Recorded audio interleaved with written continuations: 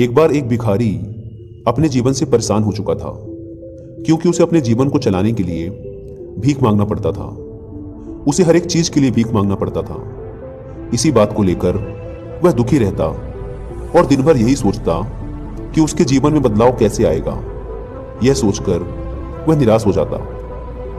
वह हर दिन देखता कि बहुत सारे निराश लोग, आंखों में आंसू लिए लोग और विभिन्न चिंताओं से परेशान लोग गौतम बुद्ध की तरफ जाते और वापस लौटते समय वे लोग बहुत ही खुश होते थे।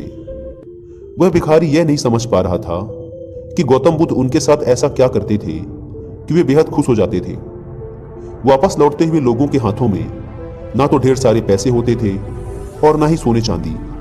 तो फिर ऐसा क्या होता था कि लोग बुद्ध के पास से लौटते वक्त इतना खुश हो जाते थे। यह सब सोचकर वह भिखारी भी निर्णय लेता है कि वह भी महात्मा बुद्ध के पास जाएगा और देखेगा कि वहां ऐसा क्या हो रहा है कि दुखी लोग उनके पास जाकर इतने खुश हो जाते हैं। वह बुद्ध से मिलने के लिए उनके पास चल पड़ा। जहां बुद्ध मौजूद थे वहां बहुत लंबी लाइन लगी हुई थी। वह भिखारी भी लाइन में लग गया और लाइन में लगकर अपनी बारी का इंतजार करने लगा। देखते ही देखते उसकी बारी आई और उसने बुद्ध से कहा, बुद्ध, मैं बहुत ही गरीब हूं, मेरे पास कुछ भी नहीं है। मुझे अपना जीवन जीने के लिए भी दूसरों से भीख मांगनी पड़ती है। अब आप ही बताइए कि मैं अपने जीवन को कैसे बेहतर कर सकता हूं।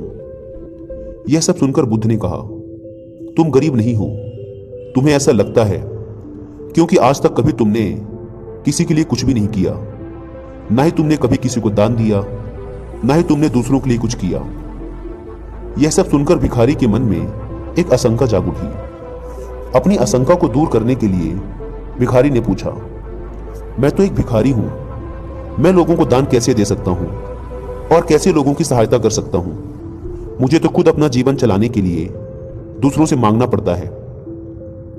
यह सब सुनने के बाद गौतम बुद्ध थोड़ी देर तक चुप रहे और फिर उससे बोले, तुम्हारे पास हाथ हैं जिससे तुम लोगों की सेवा में लगा सकते हो और दूसरों का भला कर सकते हो। इसके अलावा तुम्हारे पास मुंह है जिससे तुम लोगों से अच्छी अच्छी बातें कर सकते हो और दूसरों को हौसला बढ़ा सकते हो।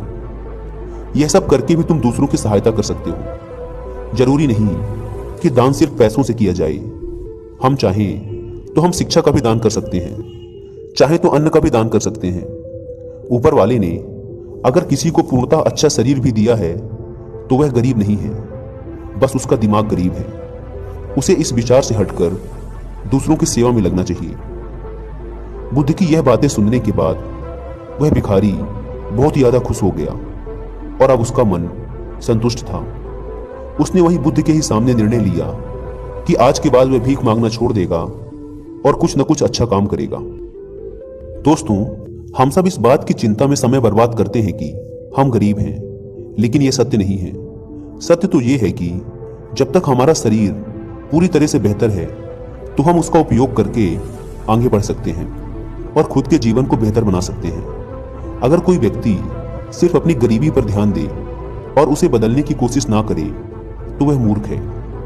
इसके अलावा हमें इस कहानी से यह भी सीख मिलती है कि दान सिर्फ धन का ही नहीं, शिक्षा, भोजन, अच्छे विचार आदि का भी किया जा सकता है।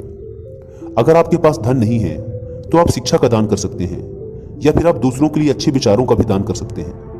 और इन दानों से अंततः हमारे समाज की भलाई ही होती है और हमारा समाज ऊपर ही उठता है।